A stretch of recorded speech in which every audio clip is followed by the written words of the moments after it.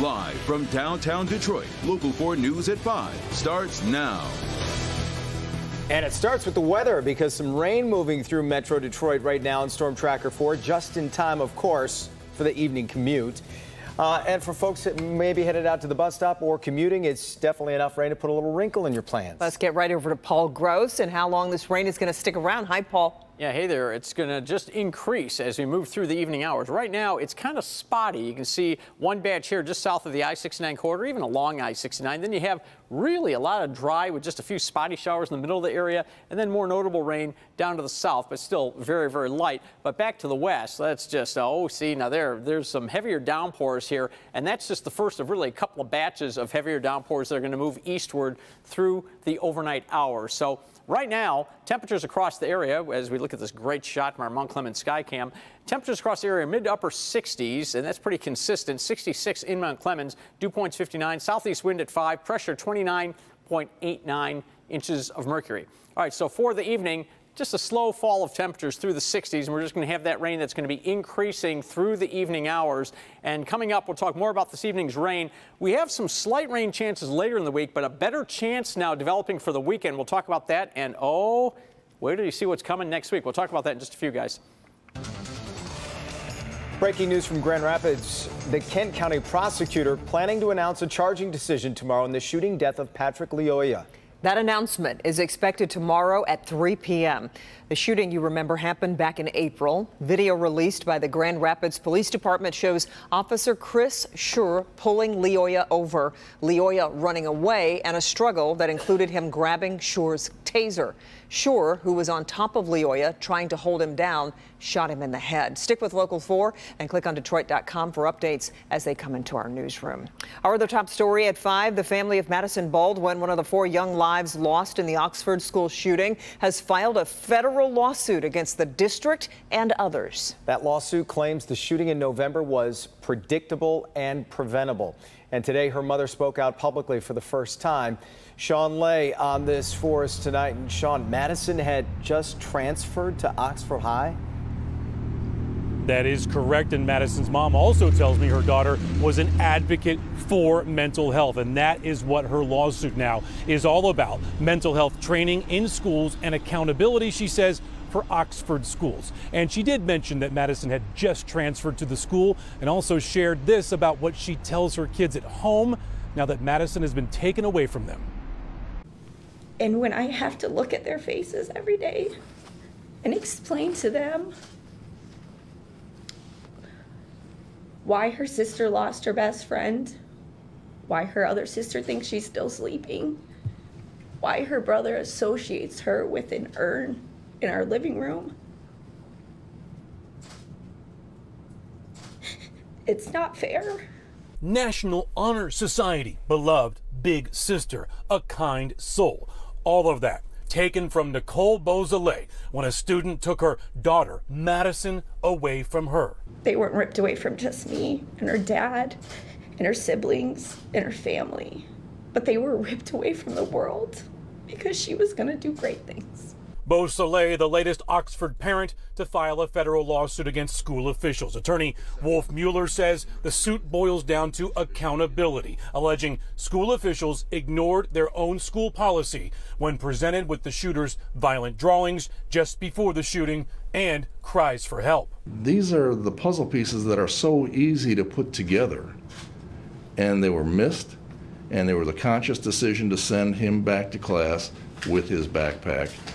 And we're here because of the tragic consequences of those decisions. I want everybody to know that I laid my daughter to rest, but I did not lay her memory or her voice to rest.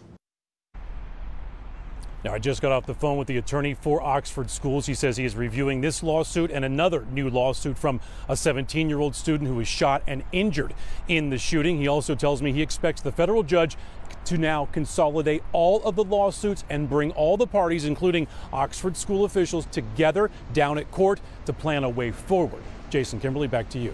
And Sean, I'm just curious, is there any reason why she didn't join the earlier lawsuits? Yeah, we did ask her that, and she talked about that. She said she wanted to get through Madison's birthday that took place after the shooting and she lost her, and also get through graduation and really celebrate Madison's accomplishments. And now she feels more comfortable about bringing this lawsuit now. Yeah. All right, Sean, we appreciate it. Tough. The Justice Department names a team to lead its review of the law enforcement response to the Uvalde school shooting. The team of 9 includes an FBI official and former police chiefs. Last month's school shooting left 19 children and 2 teachers dead, with parents outside begging police to rush inside. The review will include an examination of police policies, training and communication, along with the deployment of officers and tactics. Today, survivors and families of mass shootings spoke at another hearing on gun violence on Capitol Hill. It featured the 4th grader who survived the Uvalde shooting. Susan McGinnis following an emotional day on the Hill and the status of gun legislation. And we do want to warn you, some of this testimony is graphic. It was another emotional day here on Capitol Hill. Today we heard from the 4th grader, Mia Cirillo, and many others, their stories and their hopes for change. I left my daughter at that school. Gut-wrenching accounts today from witnesses, families, and survivors of mass shootings. He shot my friend that was next to me, and I thought he was going to come back. On video, Mia Cirillo, a Robb Elementary School 4th grader, telling how she survived the Uvalde shooting by pretending to be dead. So I grabbed the blood and I put it all over me. I could have lost my baby girl. She's not the same little girl that I used to play with. Mia's father, still shaken, pleading with lawmakers. Schools are not safe anymore. Something needs to really change. Felix and Kimberly Rubio lost their daughter that day. So today, we stand for Lexi, and as her voice, we demand action. Uvalde's pediatrician describing the scene he found at Robb Elementary. 2 children whose bodies have been pulverized by bullets fired at them, decapitated, whose flesh had been ripped apart. Witness after witness begging Congress. I signed up to save lives. I do my job. And I guess it turns out that I am here to plead, to beg, to please, please do yours. Your thoughts and prayers are not enough. Among demands heard today, an assault weapons ban, raising the legal purchase age, strengthening background checks, and more. Emotional testimony on display for all to see. But behind closed doors, negotiators hash out proposals appearing to grow more modest by the day. We are failing our children, and we are failing each other. Republicans treading a fine line, addressing mass shootings while ensuring gun owners' rights. When you disarm law-abiding citizens, you create not more safety, but more peril. While momentum for action appears stronger than seen in years, the question remains, will this time be different? If history is a guide from Columbine to Sandy Hook, momentum ultimately leads to no new laws. In Washington, Susan McGinnis, Local 4. All right, Susan, the bipartisan group working to bring that gun legislation to the Senate floor reportedly wants to be wrapped up by the end of this week. Not a new information we're learning into a crash involving a Detroit fire truck. Take a look here at the scene this morning at the intersection of Dickerson and Houston Whittier on the city's east side. 4 firefighters and 2 people in the other car were injured. Victor Williams has an update on their conditions. Thankfully, everyone is expected to be okay. The fire department right down the street with the crew responding to another fire. Unfortunately, this is the aftermath of what took place. You can see the tire marks from where this fire truck had to be pulled out.